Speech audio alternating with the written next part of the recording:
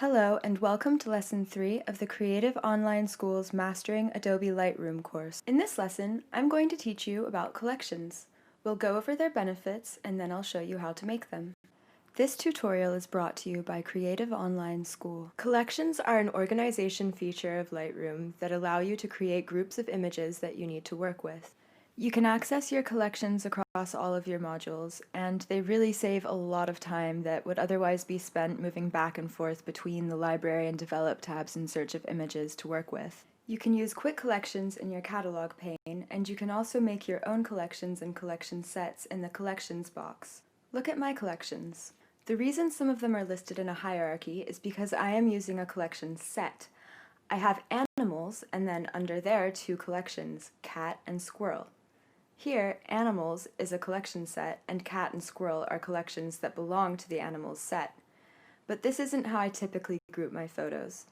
Usually I group them based on where and when I took them, or I'll make a collection for the client I'm working for.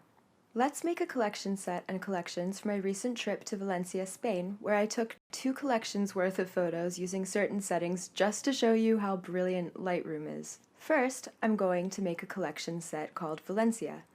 To do this, I click the plus icon at the top of the Collections pane and select Create Collection Set. I'm going to give it a title, and since I don't want this collection set to belong to another collection set, I'm going to uncheck that option. Then, I'm going to go back to my library and select the images that I took on day 1 of my trip. If I notice that I've missed a photo later, I can just drag it into the collection. Now, I'm going to click the plus icon again, but this time I'm going to create a collection. I'm going to call this collection Day 1, and I'm going to put it inside of the Valencia collection set. Then I've got a few other additional options.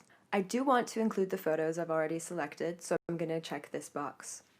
You can also keep the images in your collection separate from the rest of the library by ticking Make New Virtual Copies.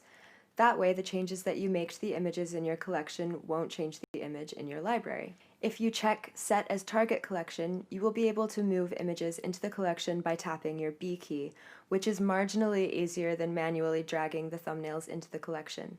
I'm not interested in the last 2 options, so I'm going to leave them unchecked. Now I have Day 1 in my Valencia collection, and I can do the same process for Day 2. This time, let's make the collection via the Quick Collection option. The Quick Collection is a pretty useful tool. It's basically just a temporary collection. You can add photos to it by pressing the B key while you navigate your library, unless, of course, you've already assigned your B key to a different group. When you're finished adding photos to your Quick Collection, you can turn it into a real collection and, in doing so, reopen your Quick Collection to a new batch of images. I'm going to select the photos and then touch my B key. Then I'm going to turn it into a collection by right-clicking the Quick Collections panel and then pressing Save Quick Collection. I'll call it Day 2. Since it doesn't automatically fall under the Valencia set, I'm going to drag it in there. Now that these 2 collections are ready, all of the images can be found inside of the collection set that contains both of the folders.